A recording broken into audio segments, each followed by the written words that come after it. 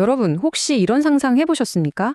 하나의 거대한 제국 안에서 그것도 바로 같은 시각에 전혀 다른 두 개의 엄청난 싸움이 벌어지는 겁니다. 한쪽에서는요, 황제의 비장한 칼날이 번뜩이고 다른 한쪽에선 노련한 장군의 새빨간 화염이 모든 걸 집어삼키려 하고 있죠.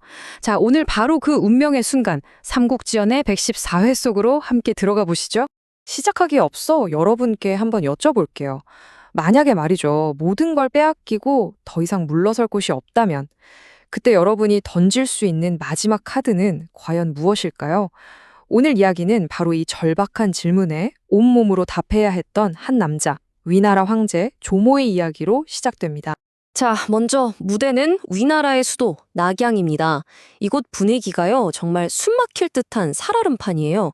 황제 조모는 그저 허수아비일 뿐 모든 실권은 대장군 사마소의 손아귀에 있습니다. 뭐 꼭두각시 노릇도 하루 이틀이죠. 이 인내심의 한계에 다다른 황제의 분노가 마침내 터지기 일보 직전입니다. 싸우다 죽을지언정 결코 굴복하지 않겠다.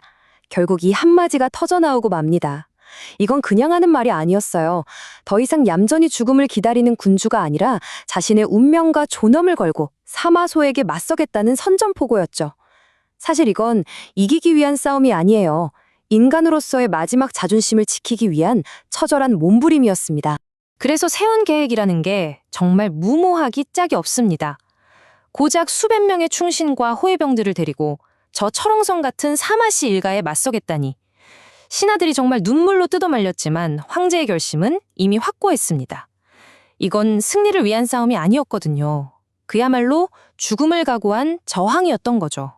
그런데 말이죠. 황제가 수도에서 이렇게 목숨을 건 도박을 벌이는 바로 그 순간, 서쪽 전선에서는 전혀 다른 편이 짜이고 있었습니다. 거긴 뭐 정치적인 암투 이런 게 아니에요.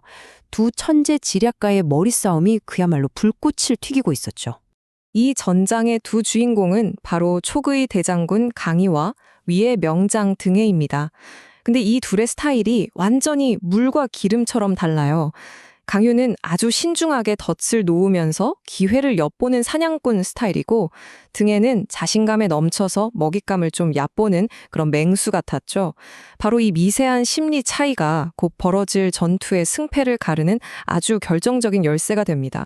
강유의 계책은 정말 대담했습니다.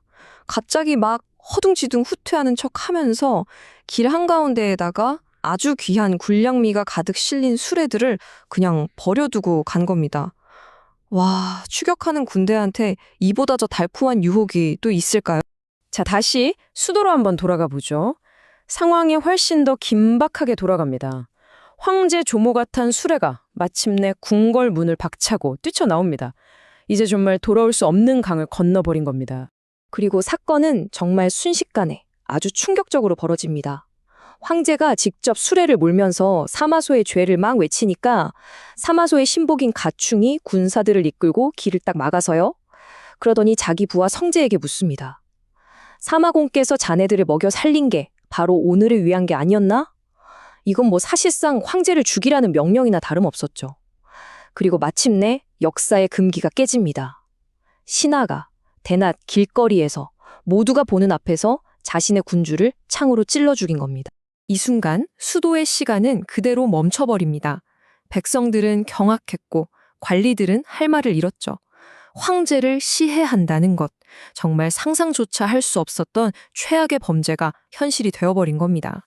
바로 그 시각, 서쪽 전선에서는 이런 정치적인 피바람 대신에 진짜 불길이 타오를 준비를 하고 있었어요. 강유가 버리고 간 군량 수레라는 그 달콤한 미끼 말이죠. 등에는 눈앞의 공적에 눈이 멀어서 그게 자기를 지옥으로 이끄는 함정이라는 것도 모른 채 좁은 계곡 안으로 점점 더 깊숙이 빨려 들어가고 있었습니다.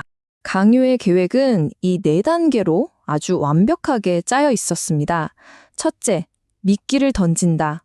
둘째, 적이 깊숙이 물 때까지 기다린다. 셋째, 퇴로를 막는다. 넷째, 불을 지른다. 등에는 자기가 승리를 눈앞에 뒀다고 생각했지만 사실은 거대한 함정의 중심으로 제 발로 걸어 들어가고 있었던 거죠. 하늘이 나를 돕는구나. 승리를 확신한 등에는 이렇게 외쳤다고 합니다. 아, 정말 이보다 더한 착각이 있을까요? 그는 전혀 몰랐습니다. 자신의 그 오만함이 어떤 끔찍한 결과를 낳게 될지. 이 자신만만한 외침이 곧이어 펼쳐질 불지옥의 가장 극적인 배경음악이 될 줄이야 누가 상상이나 했겠습니까? 이윽고 신호가 떨어지자마자 계곡은 순식간에 불바다가 됩니다. 위나라 병사들은 아비규환에 빠졌고 그 자만심에 가득 찼던 명장 등에는 불타는 갑옷까지 벗어 던지면서 정말 겨우 목숨만 부지해서 도망쳐야 했습니다.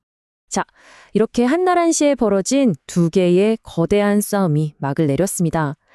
수도에서는 사마소가, 서쪽 전선에서는 강유가 승리를 거뒀죠. 하지만 여러분, 모든 승리가 다 같은 승리는 아닙니다. 두 사람이 얻은 승리의 의미와 그들이 치러야 했던 대가는 정말 하늘과 땅 차이였어요. 그럼 사마소는 이제 어떻게 했을까요? 황제를 죽였다는 이 엄청난 비난을 피해야만 했거든요. 그는 사람들 앞에서 죽은 황제를 위해 막 눈물을 흘리는 쇼를 하고는 황제를 직접 찌른 병사 성제와 그의 삼족을 희생양으로 삼아서 처형해버립니다. 모든 죄를 그에게 싹 다 뒤집어 씌운 거죠. 결국 두 사람은 각자의 방식으로 승리했습니다. 사마소는 황제의 피를 대가로 절대 권력을 손에 넣었고 강유는 계곡을 태운 불로 눈부신 군사적 승리를 거뒀죠. 하지만 한번 보세요. 한쪽은 용서받지 못할 죄를 저지르면서 권력의 정점에 섰고 다른 한쪽은 빛나는 승리를 거뒀지만 기나긴 전쟁은 아직 끝나지 않았습니다. 피의 대가와 불의 승리, 정말 극명한 대비가 아닐 수 없습니다. 이제 위나라에는 사마소의 앞을 막을 사람이 아무도 남지 않았습니다. 가장 큰 금기를 깨뜨려버린 남자. 그의 야망은 과연 어디까지 뻗어나갈까요? 오늘 이야기는 여기서 마치지만 어쩌면 진짜 공포는 이제부터 시작될지도 모릅니다.